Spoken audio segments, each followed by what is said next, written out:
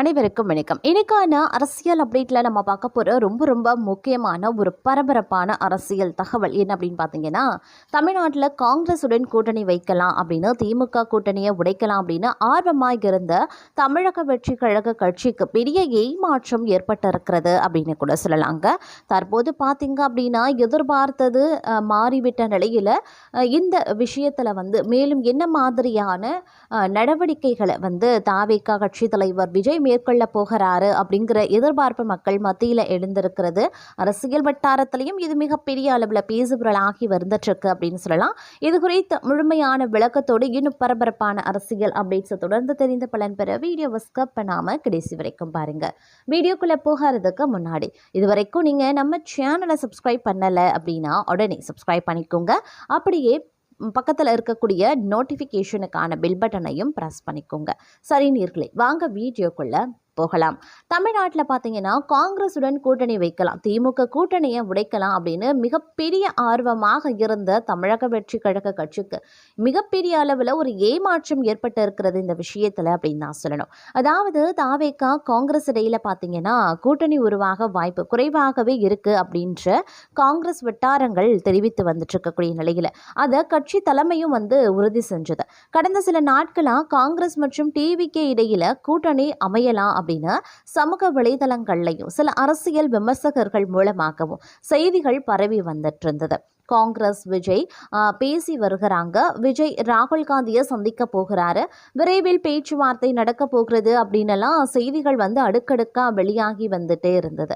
கடந்த 24 மணி நேரமா விஜய் காங்கிரஸ் கட்சியுடன் ஆலோசனை செய்ததா பல செய்திகளும் வெளிவந்ததை நாம பார்த்திருப்போம். தாவேகா கட்சி காங்கிரஸ் கட்சிக்கு 70 இடங்களை கொடுக்க முன்வந்ததாகவும் செய்திகள் வந்ததுங்க.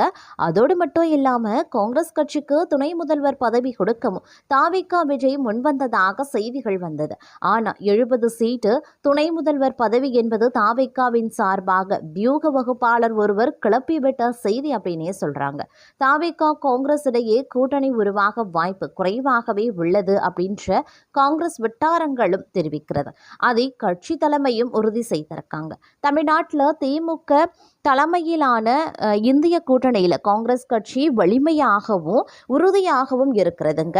அது மட்டும் இல்லாமல் தாவேகா காங்கிரஸ் இடையே கூட்டணி உருவாக வாய்ப்பு குறைவாகவே உள்ளது என்று காங்கிரஸ் வட்டாரங்களும் தெரிவித்து வந்தாங்க. அதை கட்சி தலைமையும் பல நேரங்களில் உறுதி செய்திருக்கக்கூடிய நிலையில் தமிழ்நாட்டில் பார்த்தீங்கன்னா திமுக தலைமையிலான இந்தியா கூட்டணியில் காங்கிரஸ் கட்சி வலிமையாகவும் உறுதியாகவும் இருக்கிறது அப்படின்னு காங்கிரஸ் தமிழக தலைவர் செல்வ பெருந்தகை தெரிவித்திருந்தார். தாவேகா காங்கிரஸ் கூட்டணி பேச்சுவார்த்தை நடந்து வருவதாக வெளியான தகவலுக்கு செல்வ பெருந்தகை மறுப்பும் தெரிவித்திருக்கிறாரு அப்படின்னு சொல்லலாம். காங்கிரஸ் தாவேகா விஜய் கூட்டணி தொடர்பான தகவல்களுக்கு உறுதியான எந்த ஆதாரமும் இல்லை அப்படின்னு மூத்த அரசியல் ஆலோசகர்கள் சுட்டிக்காட்டியும் இருக்கிறாங்க. திமுகவுடனான தொகுதி பங்கீட்டு பேச்சுவார்த்தையில தங்களுடைய நிலையை வலுப்படுத்த ஒரு சில காங்கிரஸ் தலைகள் இந்த யுத்திகளை பயன்படுத்துறாங்க அப்படின்னு கருதுறாங்க. திமுக கூட்டணி வட்டாரங்களின்படி 2026 தேர்தலில் முந்தைய மாநில தேர்தலை விட அதிக இடங்கள் தங்களுக்கு கிடைக்க வேண்டும் அப்படின்னு காங்கிரஸ் கட்சி பேரம் பேச திட்டமிட்டிருக்காங்களாம். சில மாவட்டங்களில் தங்களுடைய அமைப்பு பலம் அதிகரித்திருக்கிறதாகவும் இதை திமுக அங்கீகரிக்க வேண்டும் அப்படின்னு காங்கிரஸ் எதிர்பார்க்கிறாங்க.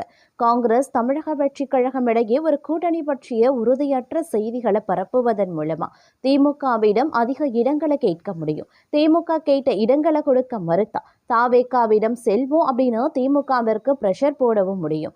ஆனா காங்கிரஸ் தமிழக வெற்றி கழகமுடன் கைகோர்ப்பதற்கான சாத்தியக்கூறுகள் அப்படிங்கிறது குறைவாகவே இருப்பதாக திமுக வட்டாரங்கள் தெரிவித்து வருது. தமிழக வெற்றி கழகம் புதிய அரசியல் சக்தி, அவர்களுக்கான வாக்கு வங்கி உறுதி செய்யப்படவில்லை. இதனால காங்கிரஸ் அவர்களுடன் கூட்டணி வைக்க வாய்ப்பே இல்லை அப்படின்னு சொல்றாங்க. திமுகவுடன் அவர்கள் வைத்திருப்பது வெற்றி கூட்டணி என்று திமுக தரப்பு கருதுறாங்க. காங்கிரஸ் மற்றும் தமிழக வெற்றி கழகம் வெவ்வேறு வாக்காளர் தளங்களை கொண்டு இருக்கிறதுனால திடீர் கூட்டணி சித்தாந்த ரீதியாக வெற்றி பெறாது அப்படின்னு ஆய்வாளர்களும் கருதுறாங்க அப்படின்னு கூட சொல்லலாங்க. இந்த விஷயம் அப்படிங்கிறது பார்த்தீங்க அப்படின்னா பெருமளவில் பரபரப்ப அரசியல் வட்டாரங்களை ஏற்படுத்தி வந்துட்டுருக்கு அப்படின்னு கூட சொல்லலாம். அது மட்டும் இல்லாமல் தற்போது பார்த்தீங்க அப்படின்னா ஒரு புதிய விஷயமும் சமூக வலைதளங்களில் சிறகடிக்க ஆரம்பிச்சிருக்கு அப்படின்னு நாங்கள் சொல்லணும். அதாவது தமிழ்நாடு அரசு ஊழியர்கள் மற்றும் ஆசிரியர்கள் பல ஆண்டுகளாக பழைய ஓய்வூதிய திட்டத்தை மீண்டும் கொண்டு வர வலியுறுத்தி வந்துட்டுருக்காங்க. இந்த கோரிக்கையை முன்னிறுத்தி செப்டம்பர் 11 அன்று பல தொழிற்சங்கங்கள் போராட்டங்களையும் நடத்த திட்டமிட்டிருந்தது. அதற்கு முன்பாக இதை தேர்தல் வாக்குறுதியாக விளங்க தமிழக வெற்றி கழக தலைவர் விஜய் முடிவு செய்துள்ளதாக சொல்றாங்க. நடிகர் விஜய் தலைமையிலான தமிழக வெற்றி கழகம் அப்படின்றத டிவிகே 2026 தமிழ்நாடு சட்டமன்ற தேர்தலுக்கான தனது தேர்தல் அறிக்கையை தயாரிக்கும் பணிகளை தொடங்கியிருக்காங்க. கட்சி வட்டாரங்களின்படி டிவிகே தலைவர்கள் ஓய்வு பெற்ற IAS அதிகாரிகளுடன் இணைந்து தொடர் ஆலோசனை கூட்டங்களை நடத்தி வராங்க. இது ஒரு நடைமுறைப்படுத்தப்படக்கூடிய மக்கள் நலன் சார்ந்த தேர்தல் அறிக்கையை உருவாக்க உதவும் அப்படின்னு கட்சியும் தெரிவித்திருக்கிறது. தொடர்ந்து போராட்டங்கள் மூலமும் கோரிக்கை மனுக்கள் வாயிலாகவும் அரசு ஊழியர்கள் பலர் அரசுக்கு எதிராக நிலைப்பாட்டை எடுத்துரைக்கிறாங்க. அதன்படி அரசு ஊழியர்கள் பலரும் ஆளும் திமுக அரசுக்கு எதிராகவே இருக்காங்க. பழைய ஓய்வூதியத்தை கொண்டு வர வேண்டும் அப்படின்னு சொல்லிவிட்டு தற்போது வரைக்கும் கொண்டு வரல அப்படின்னு திமுக மீது கோபத்திலையும் இருக்காங்க. இதை மனதில் வைத்து பழைய பென்ஷன் கொண்டு வருவோம் அப்படின்னு தேர்தல் வாக்குறுதி வழங்க அதிமுக தமிழக வெற்றி கழக தலைவர் விஜய் முடிவு செய்திருக்கிறதா சொல்றாங்க. ஆளும் திமுக இதை மீண்டும் கொண்டு வருவதற்கு முன்பாக அதை வாக்குறுதியாக வழங்க வேண்டும் அப்படின்னு விஜய் திட்டமிட்டுள்ளதாக கூறப்படுது. அரசியல் கட்சிகளும் இந்த கோரிக்கைக்கு ஆதரவு தெரிவித்திருக்கக்கூடிய நிலையில் வரக்கூடிய நவம்பர் மாதத்திற்குள் இதில் ஒரு முக்கிய முடிவு எட்டப்படும் அப்படின்னு அரசு வட்டாரங்களும் தெரிவிக்கிறாங்க. சமீபத்தில் செய்தியாளர்களிடம் பேசிய அமைச்சர் பெரியசாமி அரசு ஊழியர்கள் பார்த்தீங்க அப்படின்னா மற்றும் ஆசிரியர்கள் கோரிக்கைகள் புறக்கணிக்கப்படுவதாக சொல்லப்பட்டிருந்தது. குற்றச்சாட்டுகளையும் மறுத்திருந்தார். முதலமைச்சர் மு.க. ஸ்டாலின் பல தேர்தல் வாக்குறுதிகளை நிறைவேற்றியுள்ளதாகவும் பழைய ஓய்வூதிய திட்டம் குறித்து விரைவில் அறிவிப்பு வெளியிடுவார் அப்படின்னும் அவர் நம்பிக்கை தெரிவித்திருக்காரு. பழைய ஓய்வூதிய திட்டத்தின் கீழே பார்த்தீங்க அப்படின்னா ஓய்வு பெறும் ஊழியர்களினுடைய கடைசி மாத சம்பளத்தில் 50% ஓய்வூதியமாக வழங்கப்படும். மேலும் அகவிலைப்படி அவ்வப்போது திருத்தப்படும் அப்படின்னும் சொல்லப்பட்டிருக்கு. இது ஓய்வுக்கு பின் ஊழியர்களுக்கு சிறந்த நிதி பாதுகாப்பையும் நிலைப்பு தன்மையையும் அதிகரிக்க செய்யும் அப்படின்னு சொல்லப்பட்டிருக்கிறதுங்க. அது மட்டும் இல்லாமல் ஜனவரி 1, 2004 முதல் புதிய அரசியல் கட்சி தலைவர்கள் OPS திட்டம் நிறுத்தப்பட்டு தேசிய ஓய்வூதிய முறையை அறிமுகப்படுத்தப்பட்டிருக்கிறதாகவும் சொல்லப்படுது. இந்த விஷயத்துல பார்க்கும் பொழுது NPS என்பது சந்தை அடிப்படையிலான பங்களிப்பு திட்டம் அப்படின்னு சொல்லலாம். இதில் ஓய்வூதிய முதலீடுகள் சந்தை செயல்பாட்டை பொறுத்தது அப்படின்னு சொல்லப்படுது. சமீபத்தில் சில மாநிலங்கள் OPS திட்டத்தை தங்களுடைய ஊழியர்களுக்கு மீண்டும் அமல்படுத்தி இருக்காங்க அப்படின்னும் பெரும்பாலான மாநிலங்களில் 2004க்கு முன் பணியில் சேர்ந்தவர்கள் மட்டுமே இதற்கு தகுதியானவங்க அப்படின்னும் சொல்லியிருக்காங்களாம். அக்டோபர் 1 முதல் அரசு ஊழியர்கள் மற்றும் ஆசிரியர்கள் 15 நாட்கள் வரைக்கும் ஈட்டிய விடுப்பை பணமாக மாற்றும் வசதி ஏற்படுத்தப்படும் அப்படின்னு சமீபத்திய அறிவிப்பு சற்று ஆறுதல் அளித்திருக்கிறது அப்படின்னு கூட சொல்லலாம். இருந்தாலும் இது பழைய ஓய்வூதிய திட்ட கோரிக்கையுடன் ஒப்பிடும்போது ஒரு சிறிய சலுகையாகவே பார்க்கப்படுது. 2026 சட்டமன்ற தேர்தல்கள் நெருங்குவதால ஸ்டாலின் அரசு விரைவில் ஊழியர்களுக்கு நல்ல செய்தி அறிவிக்கும் அப்படின்னு எதிர்பார்க்கப்படுதுங்க.